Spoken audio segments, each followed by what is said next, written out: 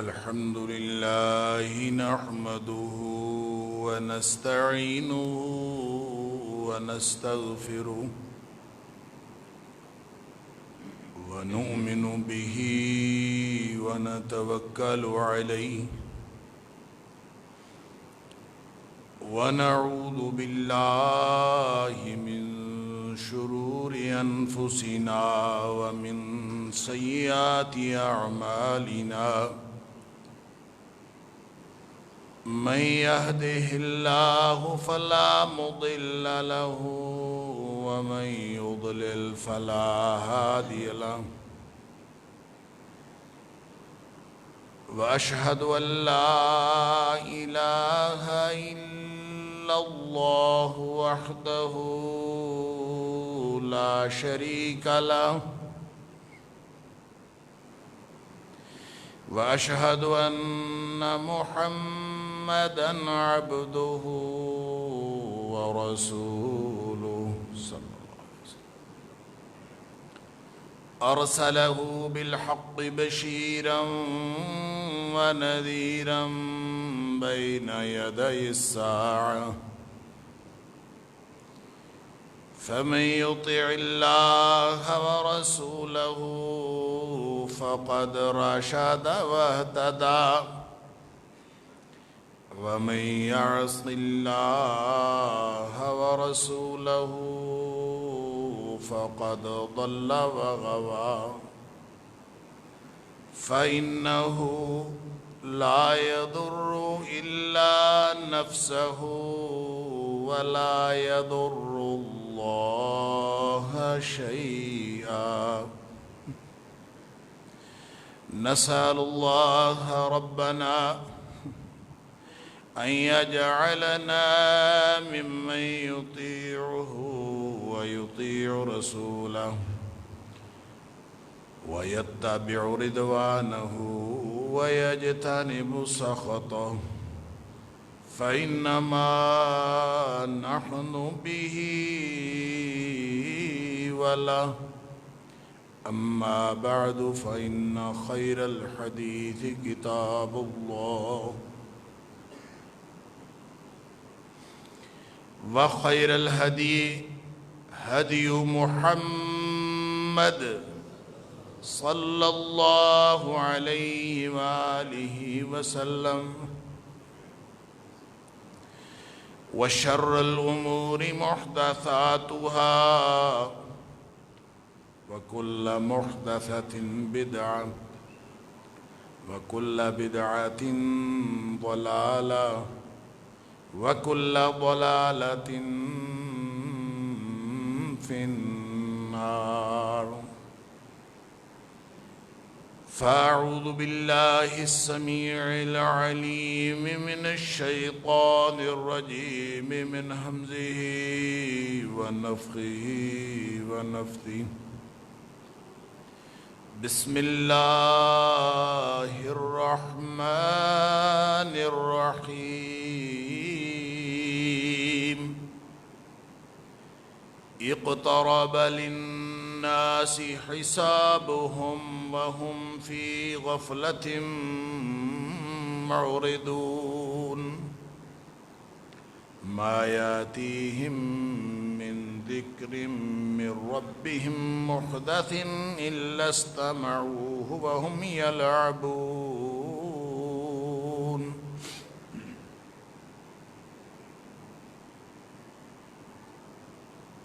لوگوں کا حساب قریب آن پہنچا ہے، لیکن لوگ ہیں کہ بس غفلت میں منہ پھیرے ہوئے پھرتے ہیں۔ جب بھی کوئی نئی نصیحت، کوئی نئی یاد دہانی ان کے پاس رب کی طرف سے آتی ہے، وہ اس کو سنتے تو ہیں لیکن اپنے کھیل اور شغل میں اسی طرح مشغول رہتے ہیں۔ صدق اللہ العظیم۔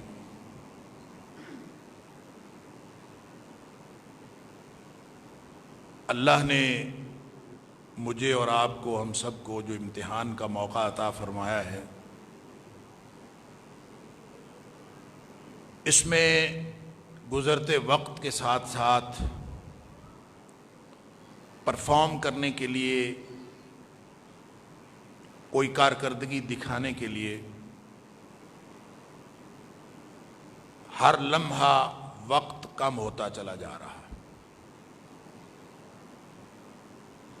اس کی مختلف جہات کے حوالے سے گزشتہ جمعے میں بات ہوئی۔ ایک تو گزرتے وقت کے ساتھ ساتھ اور گھڑی کی سوئی جو ٹک ٹک کرتی ہے تو ہر ٹک کے ساتھ ہماری عمر کم ہو رہی ہے، ویسے ہی وقت کم ہوتا جا رہا۔ اور دوسرا نیکی کے مواقع کم ہونے کی وجہ سے اور دجالیت کے غالب ہو جانے کی وجہ سے آہستہ آہستہ ہم پوری دنیا کے اندر تمام مسلمان آہستہ آہستہ ایک ایسے فتنہ زدہ ماحول کی طرف دھکیلے جا رہے ہیں کہ اعمال کرنا اور نیکیاں کرنا وہ آہستہ آہستہ مشکل سے مشکل تر ہوتا جا رہا۔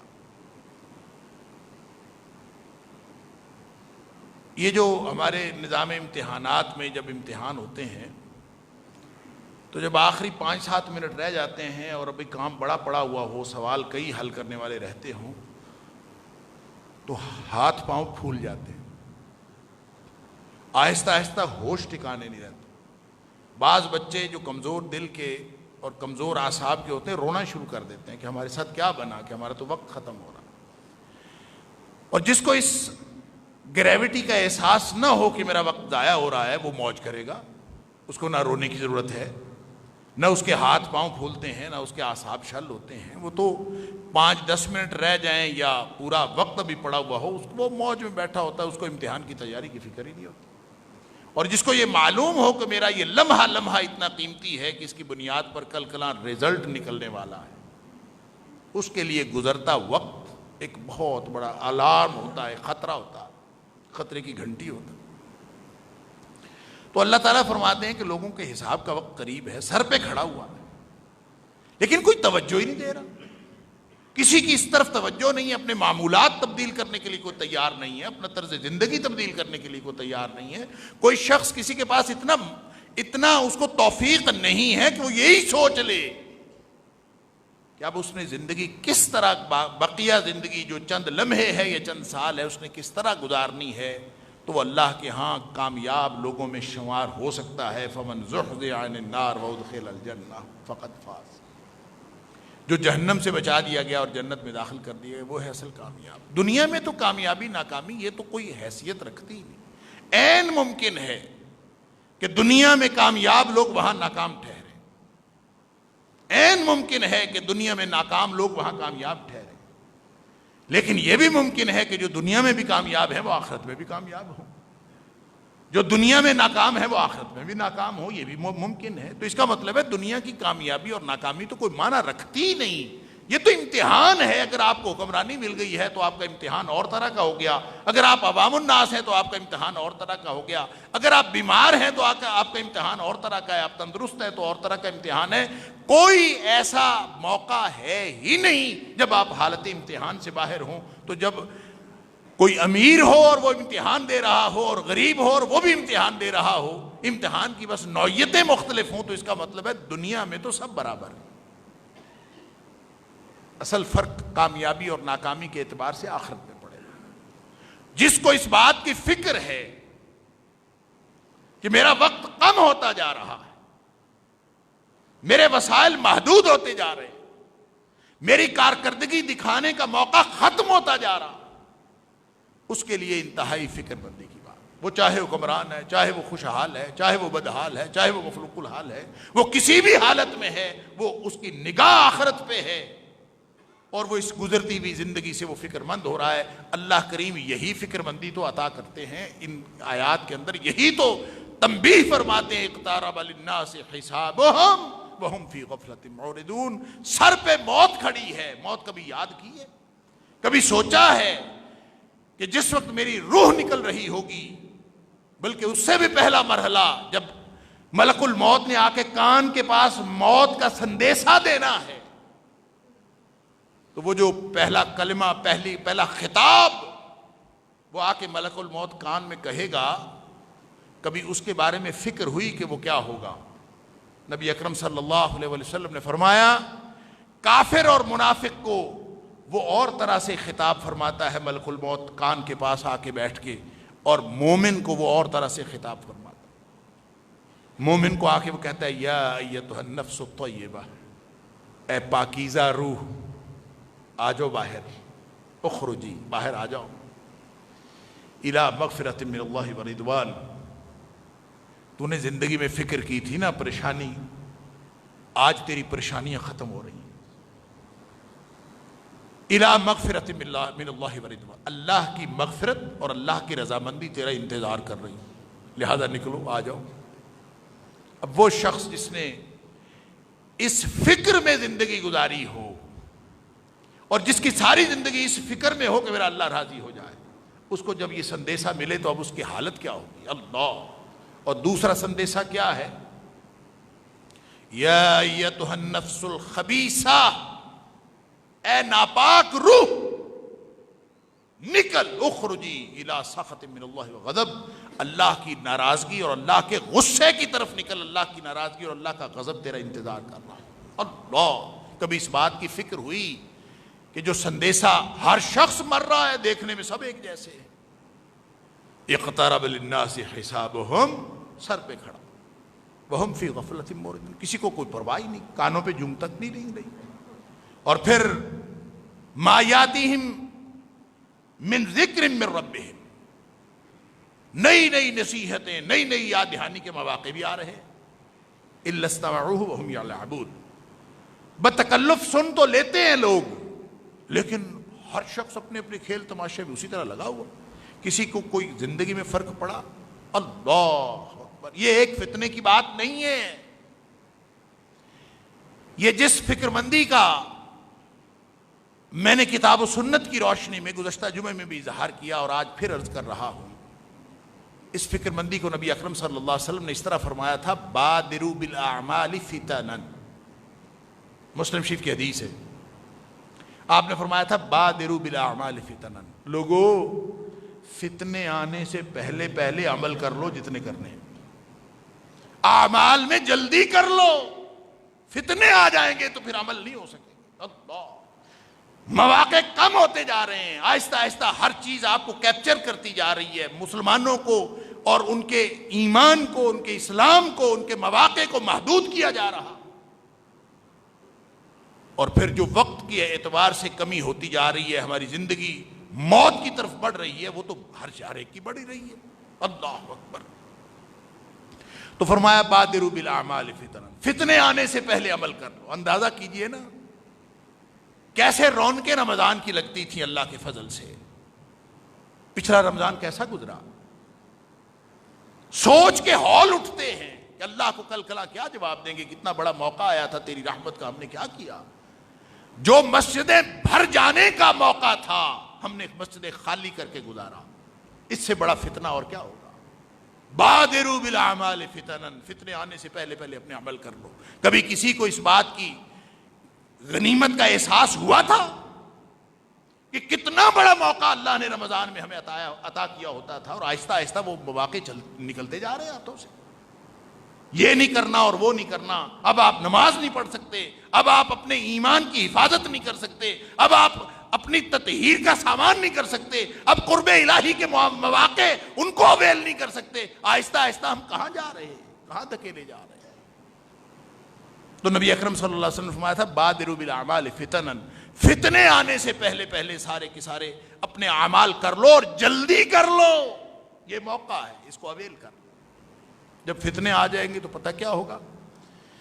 یصبح الرجل مؤمنا ویمسی کافرا، صبح آدمی مومن ہوگا اور شام کو کافر ہوا پڑا ہوگا، او یمسی مومنا ویصبح کافرا، یہ شام کو مومن ہوگا صبح کافر ہوا پڑا، اس قدر فتنے آ جائیں گے۔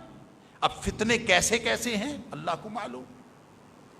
نبی اکرم صلی اللہ علیہ وسلم ایک دوسری حدیث میں حضرت اسامہ بن زید رضی اللہ تعالیٰ فرماتے ہیں کہ ایک دن نبی کریم صلی اللہ علیہ وسلم باہر مدینہ کی بستی سے تھوڑا باہر تشریف لے گئے اور ایک ٹیلے پر کھڑے تھے، اشرف النبی صلی اللہ علیہ وسلم علی اوتم من آثام المدینہ، مدینہ کے ٹیلوں میں سے کسی ایک ٹیلے پر آپ ایسے ہی کسی کام سے گئے ہوں گے، وہاں کھڑے تھے، آپ بستی کی طرف یوں نگاہ فرمائی، نگاہ فرما کے آپ نے پوچھا صحابہ جو ساتھ تھے کہ حل ترون ما ارا، جو مجھے نظر آ رہا ہے کیا تمہیں بھی نظر آ رہا ہے؟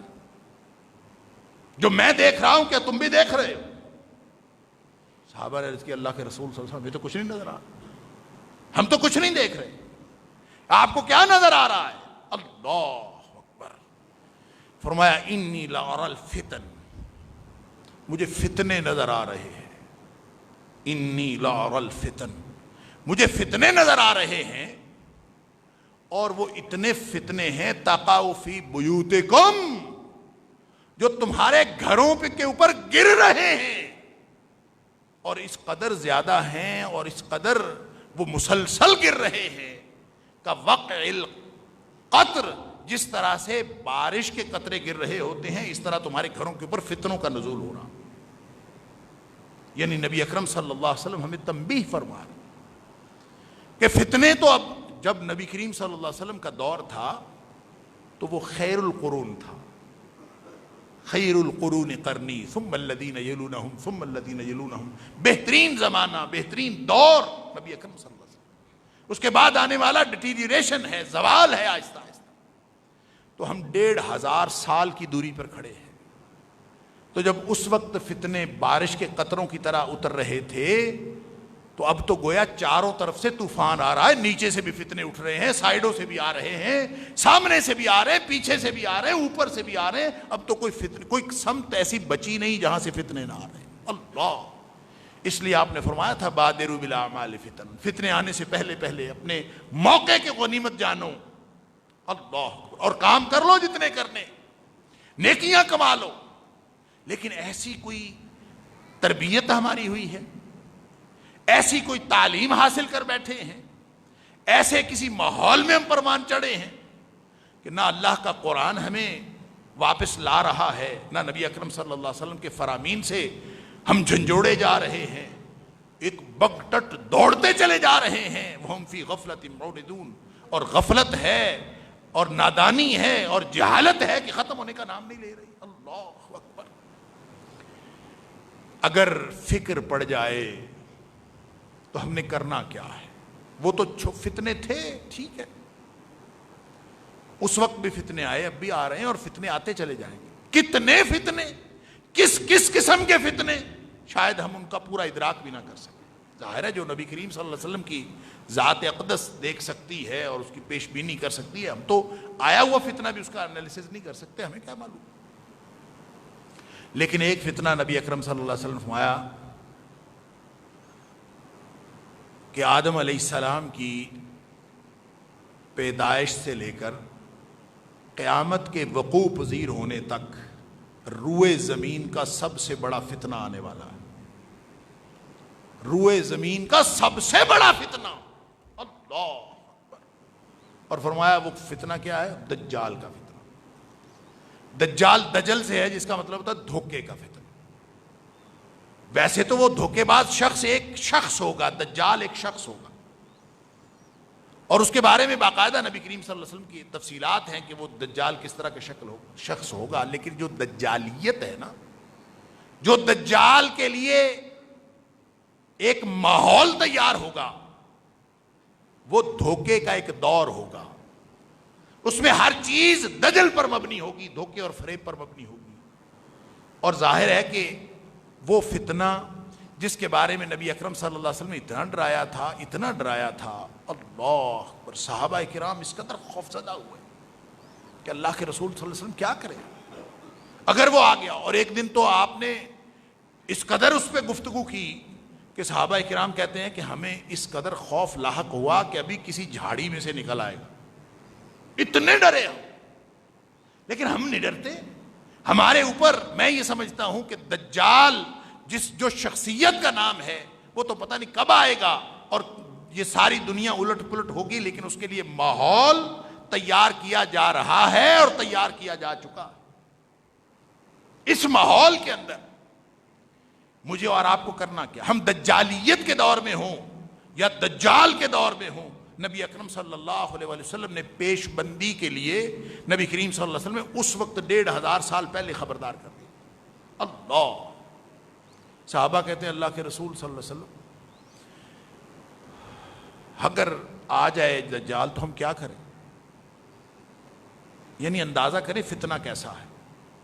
ہر چیز اس کے ہاتھ میں, جنت دوزخ اپنی ساتھ رکھے گا, سارے وسائل اس کے پاس ہوں گے, جس کو چاہے گا روزی دے گا, جس کو چاہے گا روک لے گا, اور جو شخص اس پر ایمان رکھے گا اس کو جنت میں ڈالے گا, اس کی ایک جنت ہوگی, اور جو اس کی نافرمانی کرے گا اس کو جہنم میں ڈالے گا, اس کی ایک جہنم ہوگی. لیکن فرمایا وہ جو سارے وسائل کے اوپر قابض ہوگا تو اس وقت صرف ایک چیز تمہیں بچا سکتی ہے, وہ ہے تمہارا ایمان. کیونکہ وہ ایمان اور مادیت, وہ مادیت کا استعارہ ہے. جو شخص ایمان کے ساتھ جڑا ہوگا وہ اس فتنے سے بچ جائے گا. اب وہ فتنے سے کیسے بچے گا؟ اس کا مطلب یہ نہیں ہے کہ اس کے پاس فتنہ آئے گا ہی نہیں, فتنہ تو آئے گا. آپ نے فرمایا جب پتہ چل جائے نا دجال کا فتنہ ہے تو اس کی طرف نہیں جانا, اس سے دور جانا ہے. کوئی شخص یہ نہ کہے کہ میں دجال کے پاس جاتا ہوں, میرے پاس ایمان ہے میں کر لوں گا. وہ جائے گا اپنا ایمان گوا بیٹھے, اس قدر خطرناک فتنہ. تو صحابہ کہتے ہیں اللہ کے رسول صلی اللہ علیہ وسلم آ جائے تو ہم کیا کریں؟ آپ نے فرمایا اگر تو میرے ہوتے ہوئے آ گیا, اللہ اکبر, ان جاء وانا فیکم یا ان یخرج وانا فیکم, اگر وہ نکل آیا اور میں موجود ہوا تو میں پھر فانا حجیجہ دونکم, اس کے خلاف لڑنے کے لیے میں اکیلا کافی ہوں. نبی اکرم صلی اللہ علیہ وسلم میں اکیلا لڑ لوں گا, انا حجیجہ دونکم, تمہارے تحفظ کے لیے اس سے ٹکر میں لے لوں گا خود. اب نبی اکرم صلی اللہ علیہ وسلم کے پاس کیا تھا؟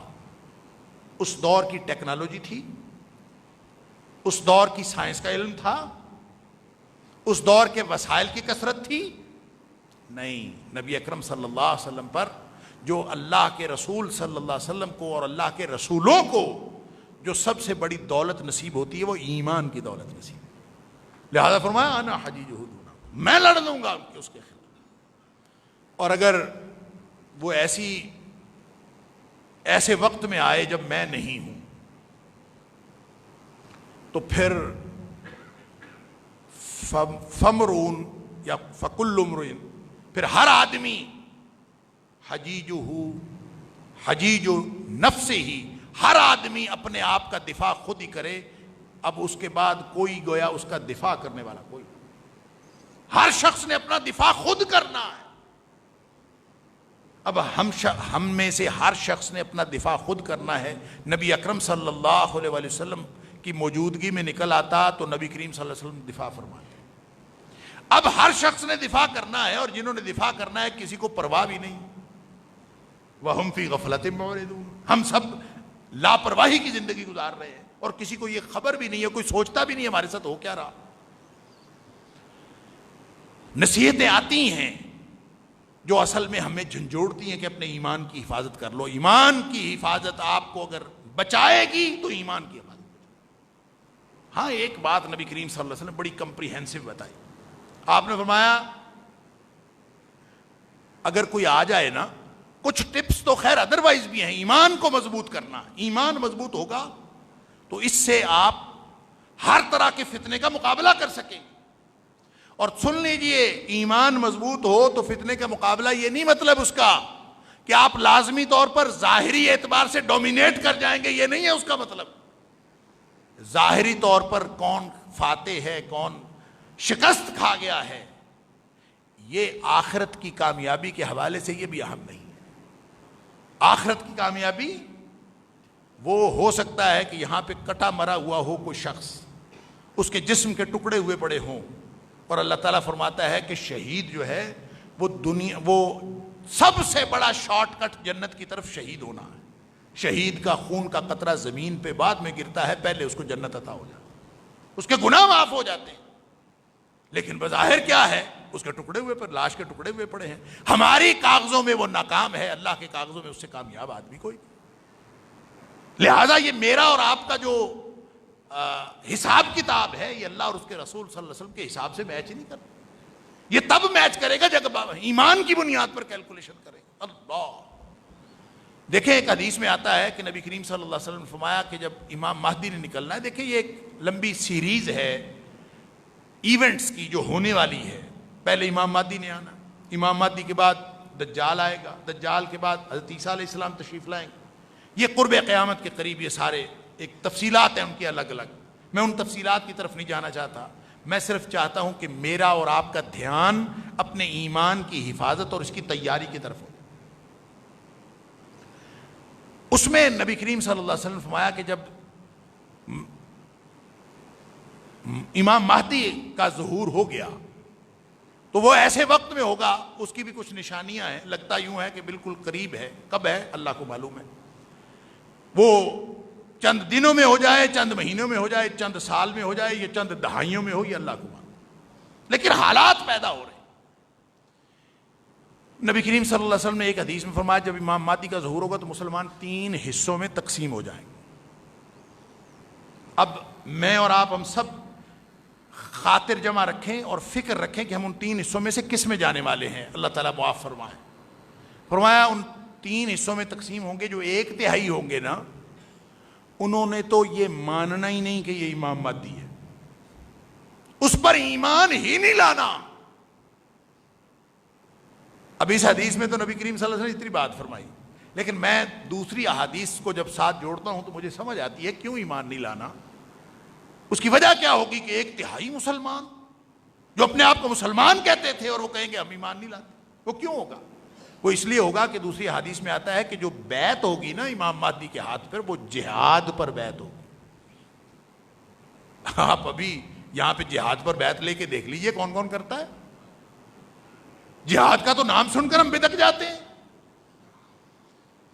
میں اپنے ادارے فیتھ کے لیے فنڈنگ کر رہا تھا تو میں نے کسی جگہ فی سبیل اللہ کی ڈیفینیشن کی, اور اس میں میں نے کہا فی سبیل اللہ میں جہاد فی سبیل اللہ آتا ہے اور دین کی اشاعت آتی ہے, یہ 2 ہی چیزیں ہیں. تو میں اس کی وضاحت کرتے ہوئے جہاد فی سبیل اللہ کا نام لیا. میں ممبر رسول پہ کھڑا ہوں, مجھے ایک آدمی کہتا ہے کہ آپ کو جہاد کا نام لینے کی کیا ضرورت تھی, آپ اپنے ادارے کی فنڈنگ کریں, آپ کو جہاد کا نام لینے کی کیا ضرورت ہے.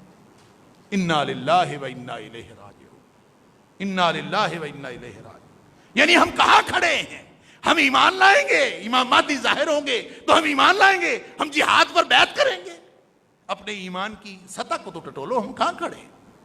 ایمان کی سطح جہاد کا نام نہیں لینے دیتی. جہاد کے نام پر بیعت کرنے والا کون کون اٹھے گا؟ اللہ اکبر. باقی جو 2/3 رہ جائیں گے, 1/3 تو ویسے ہی گئے. فرمایا یہ وہ لوگ ہوں گے کہ جن کے دلوں میں رتی بھر ایمان نہیں ہوگا. ہوں گے یہ بھی مسلمان ہی بظاہر. باقی جو 2/3 رہ جائیں گے ان میں سے آدھے,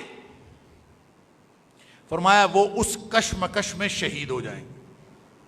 اتنے بڑے پیمانے پر شہادتیں ہوں گی, اور وہ ساری احادیث کو اکٹھا کریں تو لگتا ہے زمین لاشوں سے بھر جائے گی. لیکن ان شہیدوں کے بارے میں نبی اکرم صلی اللہ علیہ وسلم نے فرمایا جو وہ شہید ہوں گے نا, روئے زمین پر ان سے بہتر شہید کوئی نہیں ہوگا. گویا وہ شہید ہو کے بھی کامیاب ہیں. اور جو بچ جائیں گے, گویا 1/3 بچے, جو 1/3 بچ جائیں گے, فرمایا ان سے بہتر ایمان والا روئے زمین پر نہیں ہوگا. ان کا وہ ایمان ہوگا کہ اس کے بعد ان کے ایمان کو کوئی آزمائش ہلکا نہیں کر سکے گی, ان کا ایمان ڈولے گا نہیں کسی بھی بڑی سے بڑی آزمائش سے. گویا وہ اب جانچے جا چکے ہیں. یہ 3 گروہوں میں سے میں اور آپ کہاں ہیں؟ ہم اپنی خاطر جمع رکھیں. اللہ. لہذا نبی اکرم صلی اللہ علیہ وسلم نے فرمایا کہ دجال جب آئے گا, اب یہ لگتا یوں ہے کہ ایمان اور مادیت کا مقابلہ ہے. کوئی نہ سمجھے کہ ہم کوئی مقابلہ کر کے مادیت میں ترقی کر کے ان کا مقابلہ کر لیں گے. مادیت میں ترقی ضروری ہے, علوم کی ترقی ضروری ہے, فنون میں مہارت ضروری ہے, امت مسلمہ کو اوپر لے کے جانا ہے, یہ سارے اسباب اختیار کرنے ہیں. لیکن اگر کسی کو یہ غلط فہمی ہے نا کہ وہ ان اسباب کے ذریعے سے ڈومینیٹ کر جائے گا, یا مسلمان ان اسباب کے ذریعے سے ان کو مغلوب کر لیں گے, یا دجالیت کے اوپر غالب آ جائیں گے, تو اس سے بڑی غلط فہمی اور کوئی نہیں ہے. نبی اکرم صلی اللہ علیہ وسلم نے فرمایا جس چیز نے مسلمانوں کو فاتح کرنا ہے وہ ایمان ہے. اور آپ نے ایک ٹپ دی, آپ نے ٹپ یہ دی کہ تم ایسا کیا کرو کہ سورہ کہف پڑھا کرو, سورہ کہف پڑھا کرو. اللہ کے رسول صلی اللہ علیہ وسلم سورہ کہف پڑھا تھا؟ فرمایا ہاں، سورہ کہف بلکہ اسپیسیفکلی فرمایا، ایک تو عمومی بات ہے اور کئی احادیث ہیں، ایک تو فرمایا کہ سورہ کہف جو پڑھے گا وہ فتنہ دجال سے محفوظ رہے گا، اور ایک جگہ فرمایا کہ جو پہلی 10 آیات پڑھے گا، بعض روایتوں میں آخری 10 آیات کی بات ہے، لیکن صحیح بات یہ ہے کہ پہلی 10 آیات، ان کو جو تطبیق دی ہے سارے محدثین نے، تو انہوں نے کہا یہ آخری والا ہے، وہ اگرچہ روایات میں ہے، وہ شاید راوی کا وہم ہے، اصل میں نبی کریم صلی اللہ علیہ وسلم نے پہلی 10 آیات کی، پہلی 10 آیات کے بارے میں پتہ یہ نہیں فرمایا کہ اس کو پڑھ لے، ہاں پڑھ لے کی بات اس حدیث میں ہے، جہاں آپ نے فرمایا کہ جس کے سامنے دجال آ جائے اور جس کو پتہ چلے کہ یہ دجال ہے، تم میں سے جو فمن رہا ہو، جو اس کو دیکھ لے دجال کا فتنہ ہے، تو فرمایا اس کو چاہیے کہ سورہ کہف کی پہلی 10 آیات اسی وقت پڑھنا شروع کر، گویا یہ ایک ٹول ہے، ٹپ ہے، ایک ہتھیار ہے، یہ پڑھنا شروع کر۔ لیکن جو مستقل علاج بتایا، فرمایا من حافظ 10 آیات من اول سورۃ الکہف، من حافظہ، حافظہ کا مطلب ہے جس نے حفظ کر لی، جس نے یاد رکھا، حافظہ کا مطلب ہوتا ہے یاد رکھا۔ ہم تو صرف سمجھتے ہیں کہ طوطے کی طرح رٹ لیا یہ حفظ ہے، طوطے کی طرح رٹ لینا حفظ نہیں ہوتا، حفظ یہ ہوتا ہے کہ آپ اس کو سینے میں محفوظ کر لیں اور ہر لمحہ یاد رکھیں، اس لمحے کے لیے کیا کہتا ہے، اس لمحے کے لیے کیا کہتا ہے، اور اس لمحے کے لیے کیا کہتا ہے، یہ حفظ ہوتا۔ کیوں؟ اس لیے بے شمار تشریحات ہیں، جیسے نبی کریم صلی اللہ علیہ وسلم نے عبداللہ بن عباس رضی اللہ عنہ کو فرمایا تھا، احفظ اللہ، اللہ کو یاد رکھا کرو۔ احفظ اللہ کا مطلب یہ نہیں تھا کہ اللہ کا نام حفظ کر لو، میمورائز کر لو، احفظ اللہ یحفظک، تو اللہ کو یاد رکھ، اللہ تجھے یاد رکھے گا۔ لہذا سورہ کہف یاد کرو، من حافظ 10 آیات من اول سورۃ الکہف عصم من الدجال، گارنٹی ہے وہ دجال سے بچ جائے گا۔ اب ان 10 آیتوں میں کیا ہے؟ پہلی 10 آیتوں میں کبھی غور سے پڑھیے گا، اس کو حافظہ فرمایا۔ حافظہ کا مطلب یہ ہے کہ اس کے اندر اس کو میمورائز بھی کرنا ہے، اس کو یاد بھی کرنا ہے، اس کا مفہوم بھی سمجھنا ہے، اور اس میں جو رہنمائی دی گئی ہے اس رہنمائی کو عملی طور پر اپنانا ہے، تو دجال سے بچے گا۔ وہ رہنمائی کیا ہے میں اس کی تفصیل میں نہیں جاتا۔ اب جہاں پہ آیات ختم ہو رہی ہیں نا، 10 آیات جہاں ختم ہو رہی ہیں، اب ذرا غور سے اس کو میں صرف آیت نمبر 9 اور آیت نمبر 10 آپ کے سامنے رکھتا ہوں۔ ام حسبت ان اصحاب الکہف والرقیم کانوا من آیاتنا عجبا اذ اوى الفتية الى الكهف فقالوا ربنا آتنا من لدنك رحمة وهيئ لنا من امرنا رشدا۔ کیا تو یہ سمجھتا ہے، ام حسبتا، کیا تو نے گمان کیا ہے، اللہ ان اصحاب الکہف والرقیم کانوا من آیاتنا عجبا، کیا تو نے اس کو بس ایک نشانی سمجھا، ایک کہانی سمجھا؟ ام حسبتا، اس کو مفسرین نے بس ایک اینگل سے بیان کیا ہے، اور وہ اینگل بڑا ہی خوبصورت ہے، اور وہ اینگل یہ ہے کہ کیا تو صرف اس کو نشانی سمجھتا؟ اللہ کی تو اور بے شمار نشانیاں۔ یہ سوال ہے، اس سوال کی گہرائی کو میں اور آپ سمجھیں، اور with the passage of time, جیسے جیسے وقت گزر رہا ہے اس سوال کی گہرائی بڑھتی جا رہی ہے، اور یہ وہ اس کی ڈائمینشنز کھل رہی ہیں، اس کی جہات کھل رہی ہیں۔ یہ سوال دور نبوی میں بھی تھا، یہ سوال دور صحابہ میں بھی تھا، یہ دور تابعین میں بھی تھا، ثم الذین یلونہم میں بھی تھا، خیر القرون میں بھی تھا، ثم الذین یلونہم میں بھی تھا، ثم الذین یلونہم میں بھی تھا، بعد میں آنے والوں میں بھی تھا، اور آج 1500 سال بعد جب دنیا فتنہ ہوئی پڑی ہے، جب ایمان کو قدم قدم پہ فتنے لاحق ہیں، اس وقت بھی یہ سوال ہے، ام حسبت ان اصحاب الکہف کانوا من والرقیم کانوا من آیاتنا عجبا، تم کیا سمجھتے ہو کہ یہ اصحاب کہف اور رقیم کی جو بات ہم نے کی ہے، یہ صرف ایک نشانی کے طور پر بیان کی ہے؟ کیا سمجھتے ہو نشانی ہے بس؟ نہیں، یہ صرف نشانی نہیں ہے، صرف کوئی تاریخ کی کہانی نہیں ہے، یہ تمہارے لیے مکمل رہنمائی ہے، یہ صرف نشانی نہیں۔ ام حسبت الناس، ہم نے اس کو کہانی بنا کے، ہاں جی سنا ہے جی کوئی تھے 309 سال تک سوئے رہے، غار میں چلے گئے تھے اور وہاں پڑے رہے تھے، اور اس غار کے بارے میں بھی نشانیاں مفسرین نے لکھ دی ہیں۔ اس میں اگرچہ اختلاف ہے، کوئی کہتا ہے ترکی میں ہے وہ غار، کوئی کہتا ہے فلسطین کے پاس ہے کہیں، کوئی کہتا ہے اردن میں، اردن بھی فلسطین کے پاس ہی ہے بہرحال۔ لیکن قرآن جس طرف تمہاری رہنمائی کر رہا ہے، ام حسبت ان اصحاب الکہف والرقیم، یہ جو رقیم ہے نا، رقیم، اس کے بارے میں 3 اقوال ہیں۔ بعض کا خیال یہ رقیم بستی کا نام تھا، کاف غار کو کہتے ہیں۔ ویسے غار بھی عربی زبان کا لفظ ہے اور کہف بھی عربی زبان کا لفظ ہے۔ فرق ہے ان دونوں میں، جو غار بالکل ایسے تنگ کھو سی بنی ہوئی ہو نا، اس کو کہتے ہیں غار، اور جو اندر جا کے بالکل کشادہ ہو جائے، یعنی باہر سے چھوٹا دانہ ہو اور اندر جا کے کشادہ ہو جائے، تو اس کو کہف کہتے ہیں۔ باہر دیکھنے میں چھوٹی لگتی ہے، حقیقت میں بڑی ہوتی ہے، کشادہ ہوتی ہے، اس کو کہف کہتے ہیں۔ دروازہ چھوٹا، اندر کشادگی زیادہ، یہ کہف۔ فرمایا یہ کہف والوں کو آپ ایک عام نشانی سمجھتے ہیں، پوری رہنمائی ہے۔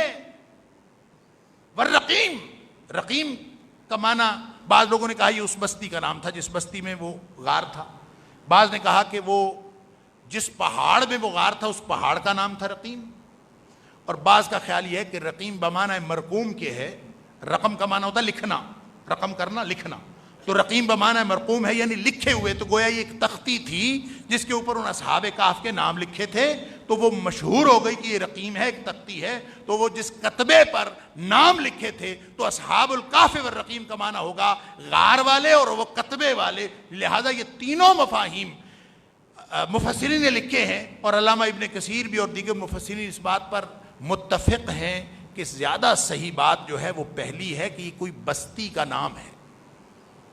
اور ویسے آج کل بھی وہ بستی جس میں اردن کا غار، اردن والا غار جس کو اصحاب کہف کا غار کہا جاتا ہے، وہ بالکل یعنی شہر کے قریب ہے، وہاں عمان کے اندر۔ میں وہاں گیا ہوں 2010-11 میں جانے کا موقع ملا، میں نے دیکھا ہے وہ غار۔ ایک تو جتنی نشانیاں قرآن میں بیان ہوئی ہیں اس غار کی، اس کی ڈائمنشنز کے اعتبار سے وہ بھی پوری ہوتی ہیں، اور وہ نشانیاں بھی پوری ہوتی ہیں جو علامہ ابن کثیر نے لکھی۔ اور دوسرا ایک جو بڑی نشانی پوری ہوتی ہے وہ یہ کہ اس بستی کا نام رقیب ہے، جس بستی میں وہ غار ہے اس بستی کا نام ہے الرقیب۔ تو گویا الرقیم تھا بستی کا نام، اور مرور زمانہ کے تحت الرقیب ہو گیا، تو اس سے مراد وہ غار والے ہیں۔ تو فرمایا اس کو عام نشانی سمجھتے ہو؟ اللہ، یہ نشانی نہیں ہے۔ اذ اول فتیۃ الی الکہف، نوجوان جو مایوس ہوئے تھے نا کہ ان کے ایمان کو خطرہ تھا، تو وہ کہف کی طرف آ گئے تھے، غار کی طرف آ گئے، وہ غار میں جا کے انہوں نے پناہ لی تھی۔ یہ ہے رہنمائی تمہارے لیے، غار میں پناہ لی تھی، اور انہوں نے وہاں دعائیں کی تھی، ربنا آتنا من لدنک رحمہ، اللہ اپنی جناب سے رحمت عطا فرما، وہیئ لنا من امرنا رشدا، اور ہمیں ہمارا جو معاملہ ہے اس کے بارے میں مہیا فرما نکلنے کا راستہ، رشدا، وہ راہ بتا جدھر ہم نے جانا ہے۔ وہ صرف غار کی طرف آئے نہیں، ساتھ وہ دعائیں کرتے ہوئے آئے۔ انہوں نے جب فزیکلی وہ غار دیکھ لی اور وہ غار ان کو مل گئی، دہانے پہ کتا بیٹھ گیا، وہ اندر گھس گئے، پہاڑوں کے اعتبار سے، سراؤنڈنگز کے اعتبار سے وہ حفاظت میں آ گئے، لیکن دراصل وہ حفاظت اللہ سے مانگتے رہے کہ اللہ تو ہمیں حفاظت عطا فرما، ہمارے لیے راستہ بھی نکال۔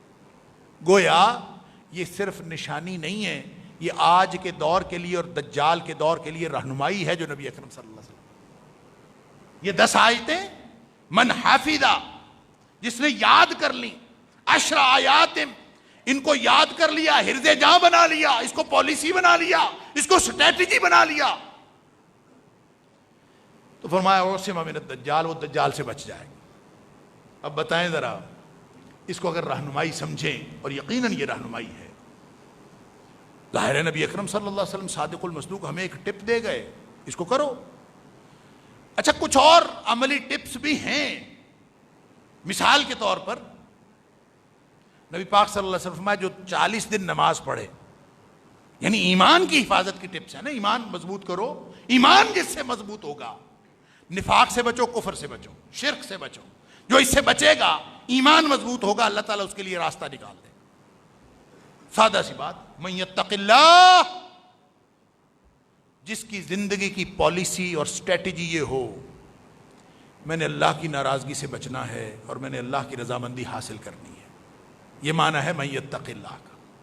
جس کے معیارات یہ نہ ہو، جس کا مطمع نظر یہ نہ ہو کہ میں نے بس دنیا کی زندگی سیدھی کرنی ہے، بس یہ اچیومنٹس حاصل ہو جائیں، یہ ٹارگٹس مل جائیں، وہ اسی پہ خوش ہو، اسی پہ ناراض ہو، اس کی زندگی کی مایوسیاں، زندگی کے معاملات وہ سارے کے سارے اس سے تعلق رکھتے ہوں.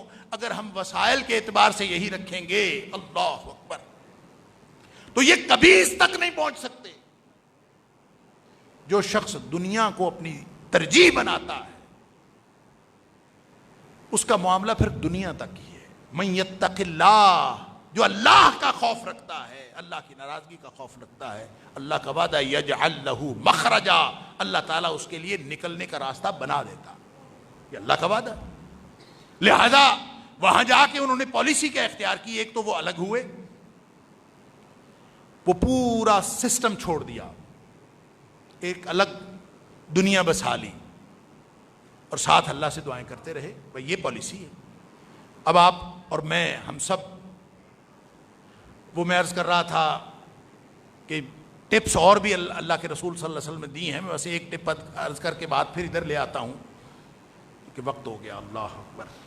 وہ ٹپ آپ سن لیجئے. پتہ نہیں اللہ تعالیٰ اگلے جمعے تک اللہ تعالیٰ توفیق دے اور زندگی رہے تو میں انشاءاللہ اگلے جمعے عرض کر دوں گا باقی باتیں. آپ نے فرمایا 40 دن نمازیں پڑھ لو تکبیر اولیٰ کے ساتھ، کچھ اور نہیں ہوتا تو 40 دن نمازیں تکبیر اولیٰ کے ساتھ، تمہارا ایمان ٹھیک ہو جائے گا، ایمان کنفرم ہو جائے گا. فرمایا جس نے 40 دن، من صلی للہ 40 یوما، 40 دن جس نے نماز پڑھی، یدرک التکبیرۃ الاولیٰ، پہلی تکبیر میں شامل ہو کے تکبیر اولیٰ کے ساتھ پڑھی، کتب لہ براتان، 2 جو آزادیاں اللہ تعالیٰ اس کے لیے لکھ دیتا ہے، لکھ دیا جاتا ہے. کیا؟ برات من النار و برات من النفاق. ایک تو کبھی وہ جہنم میں نہیں جا سکتا، اور دوسرا کبھی منافق نہیں ہو سکتا، اس کا ایمان کنفرم ہو جاتا. باقی اصحاب کہف کی اسٹریٹجی کو اپنانے کا کیا طریقہ ہے، انشاءاللہ اس کے حوالے سے بشرط توفیق الہی اور بشرط زندگی انشاءاللہ اگلے جمعے میں گفتگو ہوگی. اللہ تعالیٰ مجھے اور آپ کو، ہم سب کو ایمان والی زندگی عطا فرمائے اور ایمان کے ذریعے سے ہر فتنے کا مقابلہ کرنے کی توفیق عطا فرمائے. وآخر دعوانا الحمدللہ رب العالمین.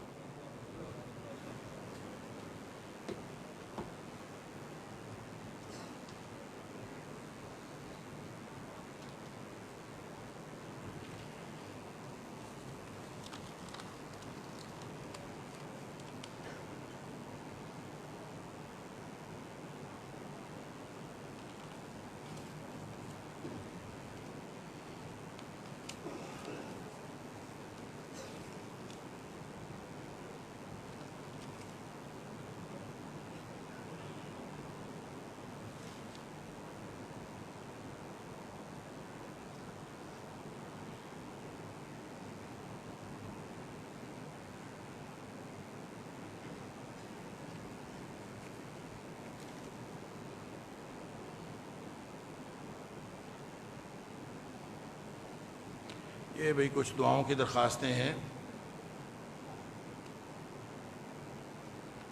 شیخ توقیر صاحب کی اہلیہ بہت بیمار ہیں، ان کے لیے دعا کر دیں، اللہ تعالیٰ ان کو شفائے کاملہ و عاجلہ عطا فرمائے، اور دیگر جتنے بیمار ہیں سب کو شفائے کاملہ و عاجلہ عطا فرمائے. ہمارے بھائی، ہمارے دوست ملک عبدالستار صاحب، ہماری مسجد کے مستقل نمازی، وہ بھی بیمار ہیں، اللہ تعالیٰ ان کو بھی شفائے کاملہ و عاجلہ عطا فرمائے. یہ کسی نے لکھا ہے کہ محمد بابر جو شاہ دین، آگے کچھ لکھا ہے، الیکٹرک پر کام کرتا تھا، وفات پا گیا. انا للہ و انا الیہ راجعون. اللہ تعالیٰ ان کی مغفرت فرمائے اور تمام مرحومین کی مغفرت فرمائے. کسی نے لکھا ہے میاں ضیاء الدین یا میاں ضیاء اللہ، وہ وفات پا گئے ہیں، ٹریڈنگ والے وفات پا گئے. انا للہ و انا الیہ راجعون. اللہ تعالیٰ ان کی بھی مغفرت فرمائے اور اللہ تعالیٰ دیگر تمام مرحومین کی بھی مغفرت فرمائے. کسی نے ویسے لکھا ہے کہ تمام فوت شدگان کے لیے دعا کریں. ہم ہمیشہ دعا کرتے ہیں اللہ تعالیٰ تمام مرحومین کی بھی مغفرت فرمائے اور ہم جو زندہ ہیں ان کی بھی مغفرت فرمائے. کسی نے لکھا میرا بیٹا محمد حسین بیمار ہے, اللہ تعالیٰ تمام لوگوں کو, تمام بیماروں کو شفائے کاملہ و عاجلہ عطا فرمائے. ہماری اولادوں کو بھی اللہ تعالیٰ ہر طرح سے محفوظ رکھے. اور فیصل بشیر صاحب کی والدہ ایک ماہ سے نیشنل ہاسپٹل میں, اللہ تعالیٰ ان کو بھی شفائے کاملہ و عاجلہ عطا فرمائے.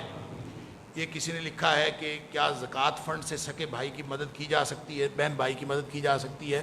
بالکل کی جا سکتی ہے. دیکھیں اس سلسلے میں اصول یہ رکھ لیجئے, جن بہن بھائیوں یا بچوں یا والدین یا جو بھی جن کی کفالت کی ذمہ داری آپ کی ہے ان کو زکوٰۃ نہیں دی جا سکتی. اور جن کی کفالت کی ذمہ داری آپ کی نہیں ہے, مثلا شادی شدہ بھائی ہے, شادی شدہ بہن ہے, وہ اپنے گھر والے ہیں, آپ اپنے گھر والے ہیں, اب اس کی کفالت کی ذمہ داری آپ پر نہیں, ان کو زکوٰۃ دی جا سکتی. والدین جو ہیں ان کی کفالت کی ذمہ داری ہمیشہ ہی آپ کی ہے, آپ کسی بھی کیفیت میں ہوں, اس لیے والدین کو زکوٰۃ نہیں دی جا سکتی. اور اس میں جتنے بھی رشتے ہیں آپ ان کو اس اصول سے پرکھ لیں گے تو خود آپ فیصلہ کر لیں گے کہ زکوٰۃ دی جا سکتی ہے کہ نہیں دی جا سکتی. اور آخری ہمارا اعلان فیتھ کے حوالے سے, جو جمعے میں اپیل کے اعتبار سے رمضان سے پہلے یہ ہماری آخری اپیل ہے. اور آج جیسے میں نے پہلے عرض کیا تھا, فیتھ کالج جن لوگوں کو تعارف ہم نے کروا دیا, سوشل میڈیا کے اوپر بھی یہاں بھی اعلان ہو گئے کہ امت کے مستقبل کی تعمیر کے لیے, ہمارے ایمانیات کو مضبوط کرنے کے لیے, اور ہم نے پتہ نہیں رہنا ہے کہ نہیں رہنا, ہماری نسلیں جو ہیں وہ ٹھیک ٹریک پہ چڑھ جائیں, اس تڑپ کے ساتھ ہم نے ایک ادارے کے قیام سوچا ہے. اور اس کے لیے زمین خرید لی گئی ہے اور اس کی ادائیگی ہم نے رمضان کے آخر تک کرنی ہے. بہت بڑی رقم ہے, آپ سب اس میں تعاون فرمائیں. پہلے بھی بات ہو چکی, 3 لاکھ روپے مرلے کے حساب سے وہ جگہ ہے, اور اگر اس کو اسکوائر فٹ میں تقسیم کریں تو وہ 79,000 اور سم تھنگ بنتی ہے. تو 1102 روپے فٹ اور 3 لاکھ روپے مرلہ, 293 مرلے ہیں, اس کی قیمت ہم نے ادا کرنی ہے. ایک ٹیم ہم نے بنائی تھی, فیتھ ٹیم, اس میں کچھ 30 کے قریب لوگوں نے نام لکھوائے ہیں.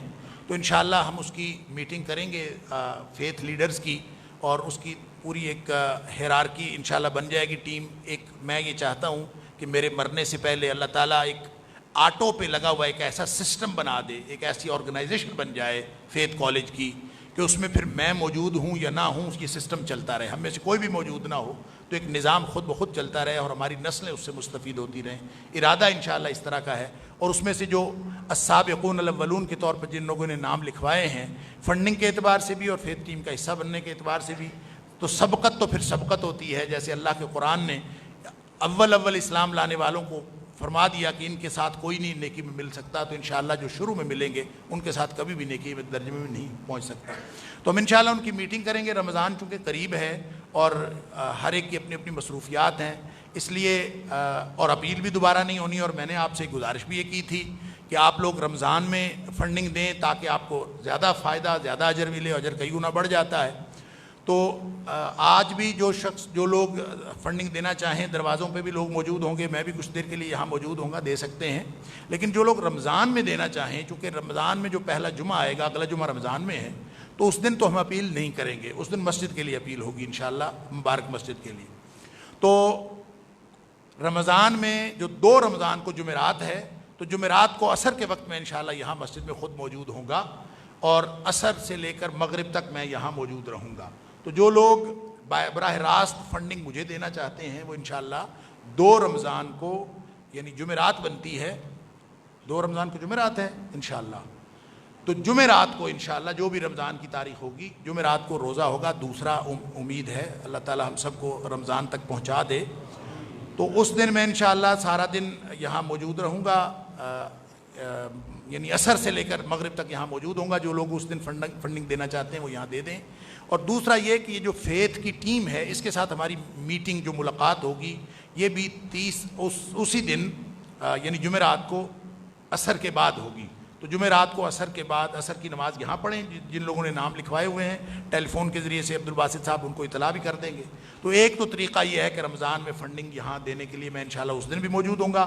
باقی جمعوں کے اندر بھی ملاقات تو ہوتی رہے گی, اور اللہ تعالی ہمیں یہ رمضان جو ہے بھرپور طریقے سے ادا کرنے کی توفیق عطا فرمائے. تراویح میں بھی انشاءاللہ ملاقات ہو سکتی ہے, اور تراویح میں انشاءاللہ آتا رہوں گا, اور یہ ملاقاتیں جاری رہیں گی. تو کسی بھی طرح سے فنڈنگ پہنچ سکتی ہے. دوسرا اس کا طریقہ یہ ہے کہ اشتہارات کے اوپر جو ہم نے فون نمبر دیا ہوا ہے وہ عبدالباسط صاحب کے پاس ہوتا ہے، اس پر رابطہ کر کے آپ کسی بھی طریقے سے کسی بھی وقت فنڈنگ جو ہے وہ جمع کروا سکتے ہیں۔ اللہ تعالیٰ مجھے اور آپ کو ہر لمحہ نیکی کے لیے صرف کرنے کی توفیق عطا فرمائے۔ ہر لمحہ اور ہر روپیہ اور ہر درہم ہر پینی جو کچھ اللہ نے دیا ہے، ہمارے وقت کے اعتبار سے، ہماری نسلوں کے اعتبار سے، ہمارے مال و دولت کے اعتبار سے، اللہ تعالیٰ ہر چیز ہماری قبول فرما لے اور ہر لمحہ ہمارا اپنی رضا کا بنا لے۔ یہ اگر زندگی اس طرح کی بن گئی تو انشاءاللہ زندہ رہے تو بھی انشاءاللہ کامیاب ہیں، اور اگر ہم فوت ہو گئے تو بھی کامیاب ہیں۔ اللہ تعالیٰ ہم سب کو کامیابیوں کے راستے پر گامزن فرمائے۔